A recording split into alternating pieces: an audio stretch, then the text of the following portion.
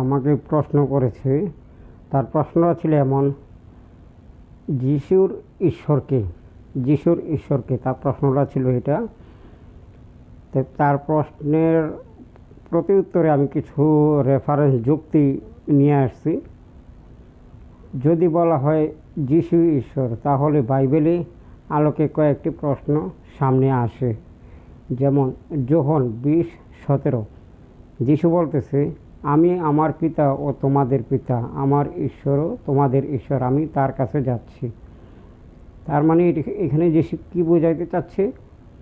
যিশু এবং সাধারণ যে মানুষ, তাদের পিতা যিশুর ঈশ্বর এবং তাদের ঈশ্বর একই ঈশ্বর। তারপরে যদি দেখি মথি 27:46, এখানে বলা আছে, হে আমার ঈশ্বর, কেন তুমি আমাকে পরিত্যাগ করলে? যখন যিশুকে ক্রুশে ঝুলানো হয়েছে অথবা ঝুলানোর করছে, তখন যিশু বলতেছে, হে আমার ঈশ্বর, কেন আমাকে ত্যাগ করলে? এখানে যিশু কী বুঝাইতে চাচ্ছে? যিশু কাকে আমার ঈশ্বর বলে ডাকছিল? অবশ্যই যিশুর একজন ঈশ্বর আছে, যেটা আমাদের ঈশ্বর, যিশুর ঈশ্বর একই ঈশ্বর, এটা এখানে স্পষ্ট প্রমাণ হয়।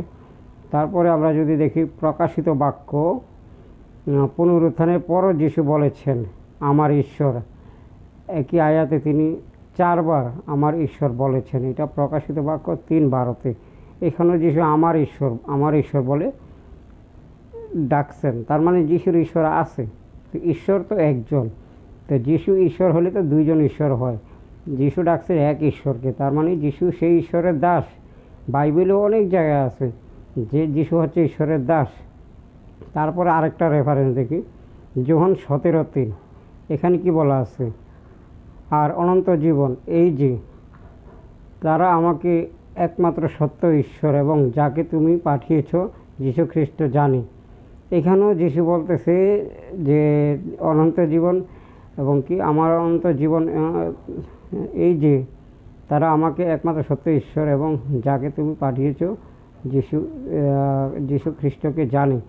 মানে সত্য ঈশ্বরকে জানে এবং যীশু খ্রিস্টকে ঈশ্বর পাঠিয়েছে, এটা তারা জানে। যিশু এখানে বলতেছে তার শিষ্যদেরকে। এখানে দেখেন স্পষ্ট, এখানে যিশু নিজেকে প্রেরিত, সেন্ট অন বলছে, ঠিক আছে, এবং পিতাকে একমাত্র সত্য ঈশ্বর বলে উল্লেখ করেছেন। আপনারা চাইলে রেফারেন্সটা চেক করতে পারেন, যোহন 17:3। তারপরে মার্ক 12:29 কী বলা হচ্ছে? হে ইসরায়েল শোনো, আমাদের প্রভু ঈশ্বর একমাত্র প্রভু।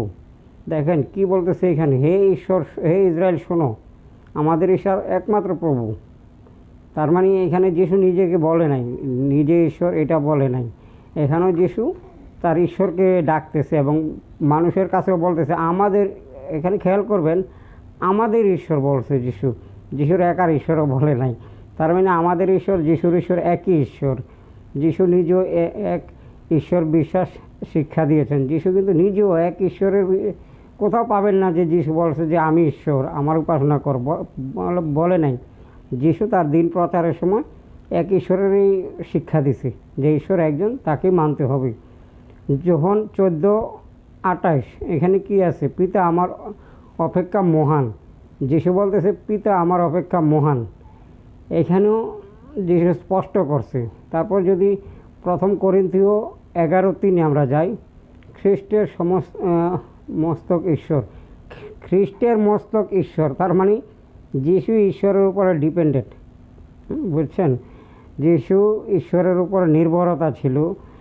এটা আপনারা পাবেন 1 করিন্থীয় 11:3, ঠিক আছে, আপনারা চাইলে চেক করতে পারেন। 1 তিমথিও 2:5 কী বলা হচ্ছে? কারণ ঈশ্বর একজন এবং ঈশ্বর ও মানুষের মধ্যস্থতাকারীও একজন। দেখেন, মানুষ খ্রিস্ট যিশু, এখানে স্পষ্ট বলছে যিশুকে মানুষ বলছে এবং খ্রিস্ট বলছে। আর যিশু হচ্ছে ঈশ্বর এবং মানুষের মধ্যে মধ্যস্থতাকারী। সে ঈশ্বর হলে তো সে মধ্যস্থতাকারী হবে না, তাই না? ঈশ্বর এবং মানুষের মধ্যে, কারণ সে মানুষকে ঈশ্বর তার কাছে বাণী পাঠাইছে, সে মানুষের কাছে প্রচার করছে এবং সে মধ্যস্থতাকারী দুজনের মধ্যে। একবারে স্পষ্ট, বাইবেলই স্পষ্ট করে দিছে। যদি মধ্যস্থতাকারী যিশু হন এবং ঈশ্বরও একজন হন, তাহলে বাইবেলে তাদের মধ্যে পার্থক্য অবশ্যই নির্দেশ করে। বুঝতে পারছেন আপনারা? আপনারা হয়তো তর্কের জন্য অনেক তর্ক করতে পারবেন, কিন্তু সত্যটা আপনাদের বুঝতে হবে, বোঝার চেষ্টা করতে হবে। এটাই হচ্ছে আমি মনে করি বুদ্ধিমানের কাজ।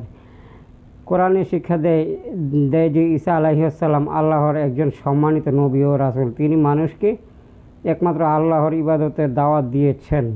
এটা সূরা আল মাইদা 72 অনুচ্ছেদে স্পষ্ট বলা আছে। সূরা আলে ইমরান 51 আয়াতেও বলা আছে এটা।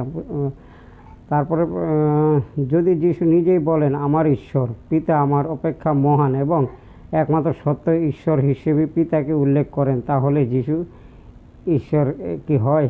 যিশু কখনোই ঈশ্বর হয় না। এটা আপনারা একটু বিবেক বুদ্ধি দিয়ে চিন্তা করতে হবে। তর্কে বহুদূর যাওয়া যায়, কিন্তু তর্ক করলে সত্যটা উদ্ঘাটন হয় না। চিন্তা করলে, বুঝতে চাইলে তারপরে আপনারা সত্যটা বুঝতে পারবেন।